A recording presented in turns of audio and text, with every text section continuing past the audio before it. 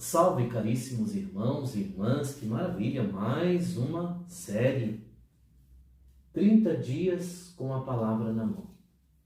E hoje nós vamos vencer o estudo dos profetas, olhando para os sete últimos profetas, não é? Nesse tempo que o Senhor nos concede de graça, a graça de podermos estudar e ter a Bíblia na mão. É maravilhoso.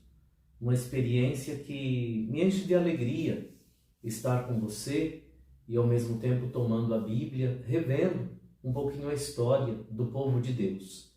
Desde Gênesis, hoje encerrando com os profetas. E olhamos para Miqueias. Miqueias, ele, o profeta que conheceu a agonia do povo que estava sendo escravo, né, tanto na Síria quanto na Babilônia. Aquele povo que saiu da Samaria. Recordemos que foi o primeiro povoado, não é, a ser levado escravo para a Síria. E este profeta viveu entre 740 e 737, 727, 680, enfim, conheceu as duas deportações, tanto para a Síria quanto para a Babilônia. E é interessante, querido amigo, querida amiga, que o profeta, ele vem de uma aldeia muito simples. E aí vale a pena refletir e compreender que a pregação desse profeta vai justamente em direção a esta realidade de opressão. E o Deus que o profeta Miqueias apresenta é aquele Deus que está presente numa realidade teofânica. E aí é interessante olhar, quando falamos de realidade teofânica, olhar para a presença de Deus no trovão, a presença de Deus na nuvem, a presença de Deus na brisa suave, não é? Um Deus que se apresenta nas teofanias. E é o juiz que vem para julgar os pecados, seja do povo, quanto daqueles que cometem o pecado contra o povo. E Miqueias, então, vai pregar esta restauração do poderio de Deus em meio ao seu povo. E o seu povo, ele quer entre na terra prometida. E é interessante que vamos encontrar lá no capítulo 5 do livro de Miqueias uma profecia interessantíssima, que ela é retomada e ao mesmo tempo se cumpre no Novo Testamento. Mas tu, Belém de Éfrata, pequena entre as aldeias de Judá, de ti tirarei aquele que há de ser chefe de Israel. Sua origem é antiga, de tempo imemorial. Então o povo sairá sim da dor, do suplício, não mais será escravo, desde que obediente à voz do próprio Deus. E ao mesmo tempo, esse Deus faz uma promessa: a justiça reinará em meio à humanidade. Terminado o profeta Miqueias, nós olhamos para, nesses 7 capítulos, nós olhamos para o profeta Naum. Naum escreve nos 3 pequenos capítulos.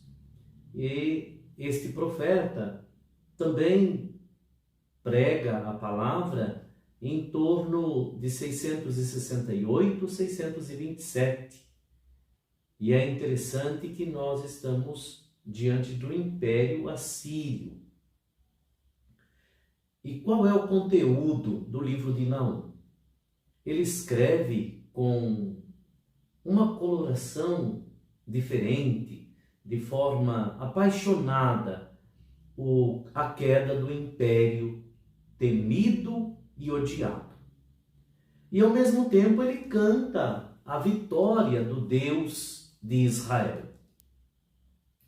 E ao mesmo tempo não só vale entender e compreender que, como disse, o profeta anuncia e denuncia, mas ele denuncia também as agressões que persistem, mesmo o povo voltando para Jerusalém, as agressões elas persistem e são incorrigíveis.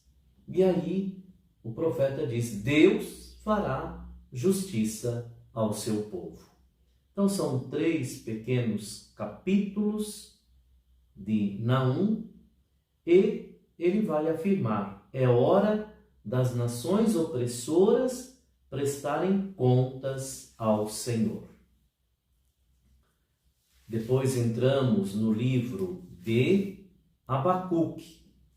E aí vocês poderão, junto comigo, porque foi esse o exercício feito ao longo desses dias, compreendendo que todos esses profetas pregam em tempo de opressão.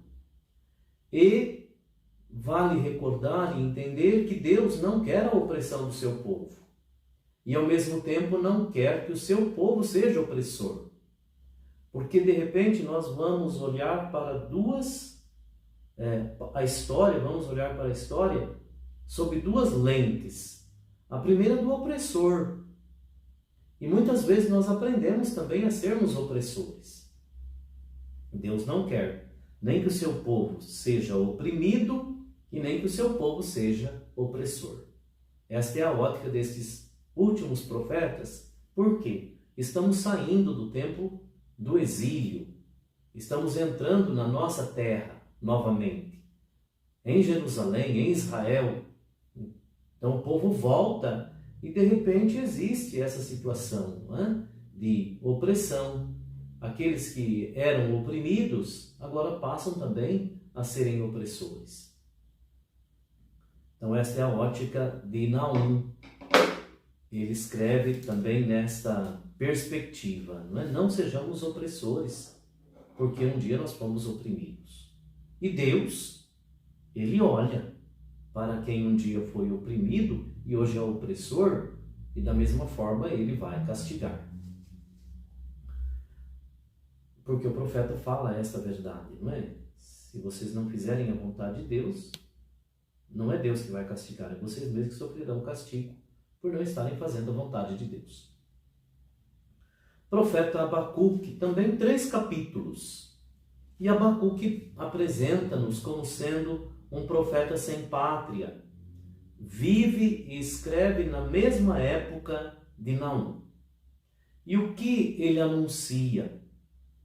Anuncia, de uma certa forma, a ira de Deus contra este opressor que é arrogante, confiando em si mesmo e, ao mesmo tempo, por ser arrogante, fracassará.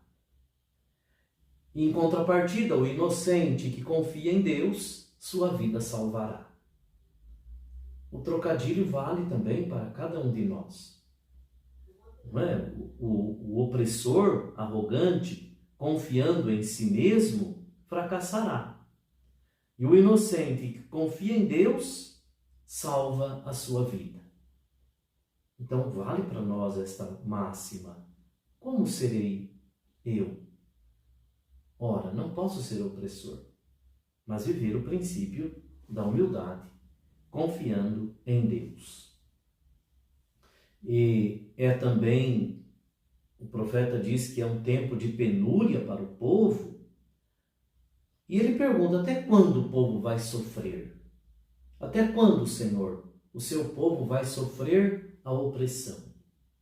E aí é interessante o princípio da conversão. Enquanto o povo não se converter, a opressão continuará. Obviamente que a intervenção de Deus na história, ela vai sempre se dar a duras penas do próprio povo. E ele quer justamente o princípio da conversão. Também Sofonias, são 3 capítulos do livro de Sofonias, e este profeta, ele tem como bisavô um outro profeta, Ezequias. E qual é o trabalho de Sofonias? Vejamos, interessante. Lendo os três capítulos de Sofonias, ele lutou eficazmente contra uma situação muito presente na sua época. Lá tem adivinhos, tem cartomantes, aqueles que fazem a quiromancia, e ele vai lutar eficazmente contra esse tipo de situação presente no meio do povo. Quando nós passamos por um processo de penúria, nós vamos sempre encontrar pessoas que aproveitam da situação. E aqui, no tempo de Sofonias, esta realidade se faz presente. Então ele vai, de uma certa forma, ser corajoso e pregar contra necromantes, adivinhos. E ao mesmo tempo, um dado bonito do livro é o de que o povo está voltando para Jerusalém. E aí faz-se necessário também lutar contra, já outros profetas fizeram isto, mas vejam, nós trazemos costumes de onde nós estávamos. E existem muitos deuses, não é, em países estrangeiros, e o povo vai trazendo. Às vezes esses pensamentos, a idolatria é condenada gravemente por Sofonias, e ao mesmo tempo ele chama o povo a observar rigorosamente a lei. Ou seja, o culto deve ser valorizado. E é interessante hoje, particularmente aqui, eu prego sempre, domingo é dia do Senhor. Dias santificados devem ser guardados com carinho. E nós somos chamados e chamadas a preservar aquilo que nós aprendemos de nossos antepassados.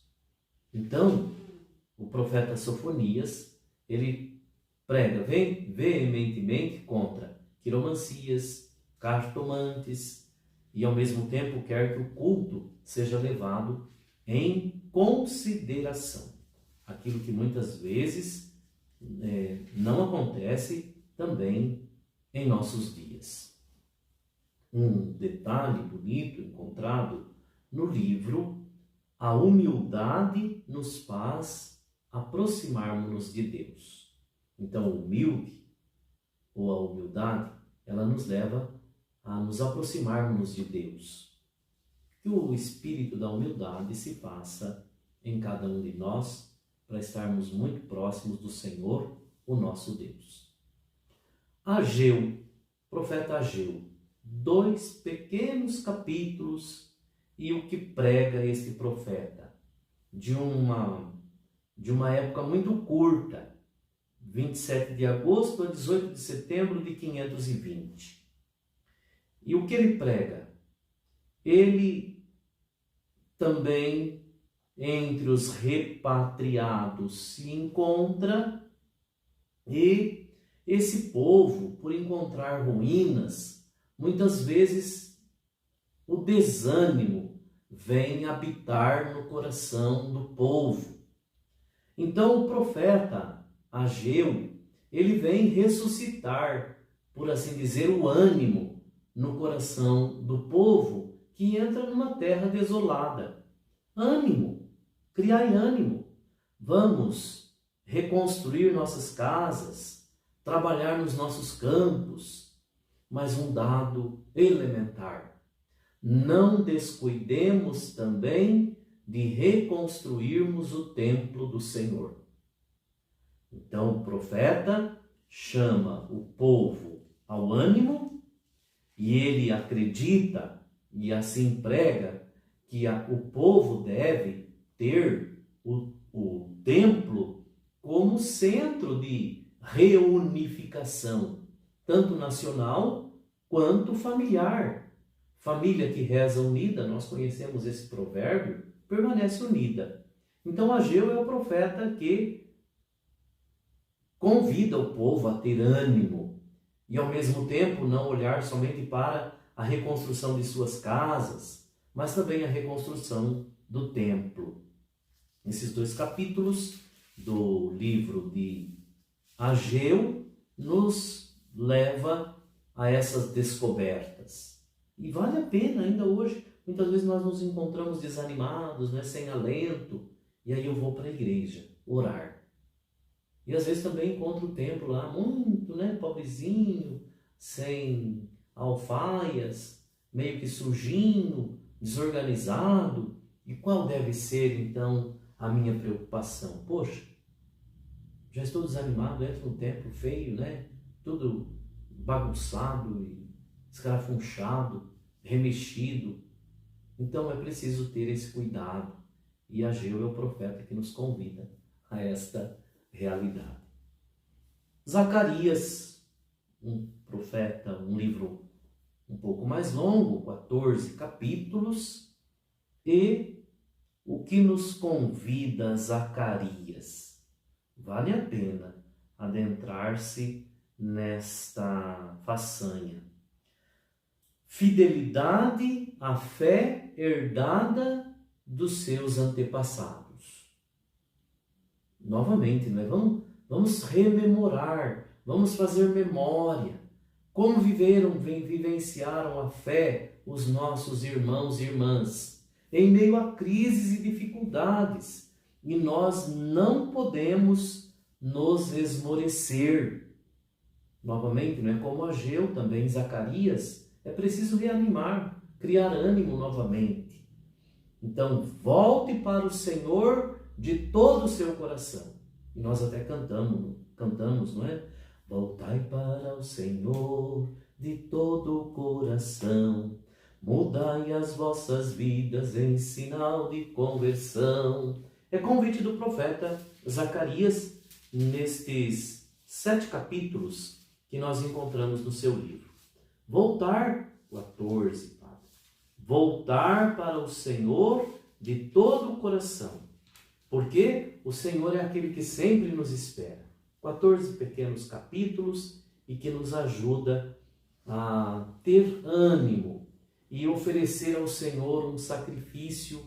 Na verdade, Ele não quer sacrifício de bois, de touros como no passado. Ele quer o sacrifício do seu próprio coração. Por esta razão canto. Voltai para o Senhor é justamente esta verdade no último capítulo do livro de Zacarias. Nós não viemos oferecer sacrifícios para cozinhá-los. Nós viemos oferecer o nosso próprio coração. E por fim, fechamos o Antigo Testamento com o livro de Malaquias. 3 capítulos. É o último livro do Antigo Testamento. O povo, novamente, claro, voltou para a terra prometida, está em Jerusalém, mas existe um desânimo muito grande. E aí o profeta recorda o amor de Deus para com o seu povo. Bem como, veja, tem também aproveitadores ali no meio, não é? É uma censura também aos sacerdotes por sua mesquinhez no culto. Relaxo. O povo já está desanimado e vou estar mais ainda? Bom, não, muito pelo contrário. E ao mesmo tempo, não aproveiteis do povo, mas estejais a serviço do povo. E o povo, por ter sido ajudado, por assim dizer, pelo Deus da vida, o povo deve retribuir ao Deus da vida o bem recebido.